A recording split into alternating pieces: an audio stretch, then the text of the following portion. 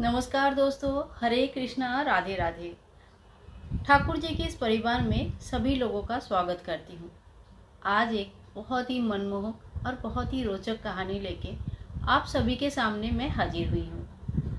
ये कहानी कई साल पुरानी कहानी है और सुन के भगवान के प्रति जो विश्वास है, भक्त की जो विश्वास है, वो इतना सुदृढ़ हो जाता है कि क्या बताएं। हमें चाहिए ऐसी कहानियाँ हम अपने बच्चों को जरूर सुनाएं ताकि उनके मन के विश्वास में कभी कमी ना आए। चलिए शुरू करते हैं आज की कहानी। बहुत साल पुरानी बात है। एक वृद्ध और एक वृद्धा और उनका एकमात्र संतान एक साथ गांव में रहते थे। संतान जब छोटा था तभी से कान्हा जी का बड़े भक्त थे। कान्हा जी को अपना सखा मानते थे। उसके असली नाम क्या था गांव वाले में लगभग भूल चुके थे, क्योंकि पूरे गांव में और आसपास के गांव में भी वो सुदामा कह के पुकारा जाते थे। सब लोग उसको सुदामा बोल के ही जानते थे, क्योंकि कान्हा जी के साथ हमेशा ही मन बात करते रहते थे और बोलते थे, कान्हा जी तो आते हैं, हमारे साथ बात करते हैं, तुम ही लोगों को तो दिखाई नहीं देता है, इसमें मैं क्या करूं। सही बात है, उनकी भक्ति, उनके विश्वास और उनके कान्हा जी, इनके बीच कोई और आना भी नहीं चाहते थे।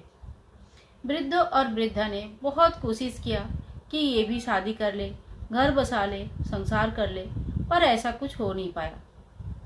बाद में धीरे धीरे वृद्ध को समझ में आ गया कि बेटा कान्हा जी का परम भक्त है और वो कान्हा जी में ही लीन है। ऐसे में अगर जबरदस्ती इनकी शादी करवा भी दिया जाता है तो शायद इनकी घर उतने अच्छे से नहीं चल पाएगी जितने अच्छे से चलना चाहिए। बेटा मेरा गृहस्थ के लिए शायद बना ही नहीं होगा। और अपने इस बात को मन ही मन वो मान लेते हैं। इसके बाद एक दिन की कहानी है। वृद्ध, वृद्धा और उनका बेटा जो कि सुदामा जा रहे थे, एक गांव से दूसरे गांव जा रहे थे और इस समय इनको नौका में बैठ के जाना पड़ता था। नाव में बैठ के क्रॉस करने के अलावा और कोई रास्ता इनके पास तो था नहीं। अब नाव में बैठ के जा रहे थे, बीच रास्ते में सडनली उन्होंने देखा क्या कि नाव में होल हो गया है। अब जो नाव चलाने वाला था उसने ध्यान किया कि नाव में होल हो चुका है और थोड़ा थोड़ा करके पानी अंदर आ रहा है। अब यह देख के जो नाव चला रहा था बहुत डर गया। बोला, अभी तो नाव को बहुत देर दूर तक ले जाना है और अगर नाव में पानी आ गया तो मैं तो तैर लूंगा कैसे कैसे, पर इनको मैं कैसे बचाऊं। नाव वाले ने सीधे सीधे बोला, देखिए जो हमारे ओजन है, इतने ओजन में नाव ये नदी पार नहीं कर पाएगी, क्योंकि इसमें जो है पानी घुसना शुरू हो गया है। अब ये सब कैसे हुआ ये उनको नहीं पता। ये सब सुन के वृद्धा वृद्ध दोनों बहुत ही परेशान हो गए। बोला, अब क्या होगा, हम लोग तो बीच रास्ते में है, कौन बचाएगा हमें। तब देखा सुदामा तभी भी आराम से बैठा था, बिल्कुल चिंता नहीं, कुछ नहीं, आसमान की तरफ देखता हुआ मन ही मन अपने ही मन में खोया हुआ था। ये देख के माता पिता को थोड़ा अचंभित हुआ। बोला, तुम्हें क्या हो गया, तुमने सुना नहीं अभी अभी क्या बोला।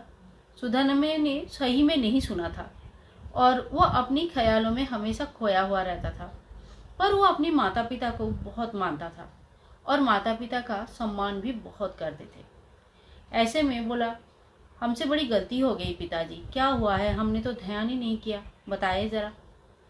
और फिर उन्होंने बोला, देखो नाव में होल हो गया है, नाव में छिद्र हो गया है और इसमें से पानी आ रहा है, नाव थोड़ी देर में डूब सकता है, अभी हम करें तो क्या करें। मछुआरे से और बाकी लोग तो चलना, उनको तैरना आता ही है, जो नाव चलाते हैं उनको भी तैरना आता है, पर हम वृद्ध है, वृद्धा है और तुमको भी तैरना नहीं आता है, ऐसे में हम करें तो क्या करें। थोड़ी देर तक सुदामा सोचे और फिर बोले, मैं पानी में कूद जाता हूँ और इससे वजन थोड़ा कम हो जाएगा और नाव वाले आप लोगों को जल्दी से जल्दी दूसरे किनारे तक ले जाएंगे। नाव वाले ने बोला, दूसरा किनारा बहुत दूर है, वहाँ हम नहीं पहुँच पाएंगे, हमको वापस चलना पड़ेगा और तुम्हें अगर यहाँ पे कूद जाओगे, तुम्हें तैरना नहीं आता है, तुम्हें बचाना भी मुश्किल हो जाएगा, ऐसे काम बिल्कुल नहीं करना। लेकिन सुदामा किसी को कुछ बिना बोला ही कूद गए पानी में। माँ बाबा देखते रह गए, चिल्लाते रह गए और सुदामा कहीं दिखाई नहीं दिया। ऐसे में माँ बाबा को आंसू में डूब गए। इतनी आंसू आए, इतनी रोए, इतनी अश्रुधाराएं गए कि बेटा कहाँ गया और कैसे बचेगा। और नाव वाले बहुत जल्दी उन लोगों को तीर तक लेके आए।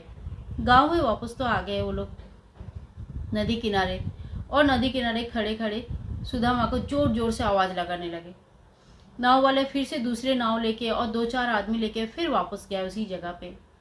बहुत ढूंढा, उन लोगों को तैरना आता था। कोई कोई तो नदी के नीचे तक जाके यहाँ वहाँ आसपास के सब जगह ढूंढने की कोशिश किया, और सुदामा कहीं ना मिले। ऐसा हो गया माँ बाप को कि बुढ़ापे में हमारे एकमात्र संतान छीन लेना, ये कौन सी बात हुई। रो रो के उनकी हालत खराब हो रही थी। फिर वो घर वापस चले गए, और घर पे जाके वहाँ पे कान्हा जी की जो मूर्ति थी, कान्हा जी जिनको सुदामा बहुत मानते थे, बहुत पूजा करते थे, अपना सखा मानते थे, उन कान्हा जी का वो विग्रह लेके वो वापस आते हैं और उसी नदी में जोर से फेंक देते हैं। बोलते हैं तुम्हारा दोस्त जो है ना इसी नदी में विलीन हुआ है, अब तुम जाओ और ले आओ। और ऐसा बोल के फिर रोने लगते हैं।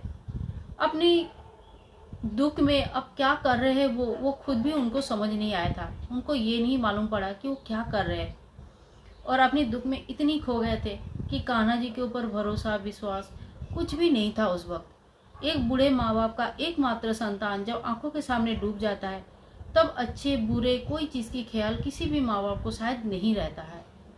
और ये बोल के काफ़ी देर तक वहाँ पे बैठ के रोने लगे। जब रात होने लगी तो गांव वाले ही उनको पकड़ पकड़ के कैसे तो घर लेके आए।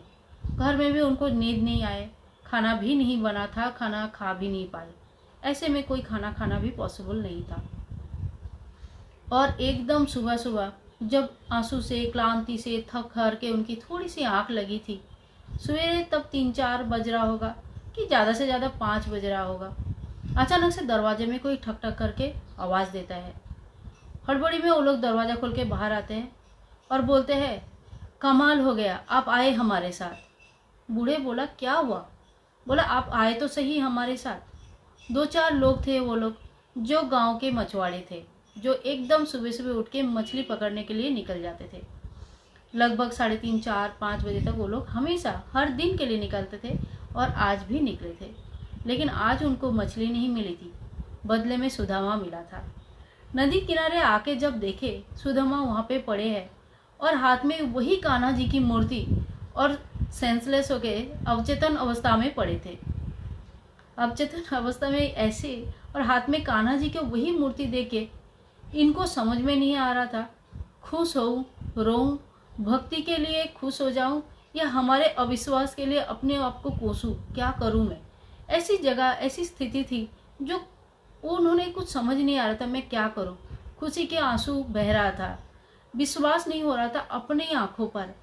एक लगा था कि कान्हा जी सच्ची में हमारे बच्चे को वापस लेके आए। ये एक ऐसे चमत्कार थे उनके जिंदगी में जिन्होंने पूरे गांव के सामने ये प्रमाण कर दिया कि सुदामा सिर्फ नाम का सुदामा नहीं थे, सुदामा सही में उनका बहुत बड़ा दोस्त था, जिनको ऐसे ही वो जाने नहीं दे सकते थे। और कान्हा जी खुद अपने हाथों से सुदामा को बचा के लेके आए उस नदी में, जहाँ बहुत जगह पे बहुत लोगों ने ढूंढने के बाद भी सुदामा का कोई ठिकाना नहीं मिला था।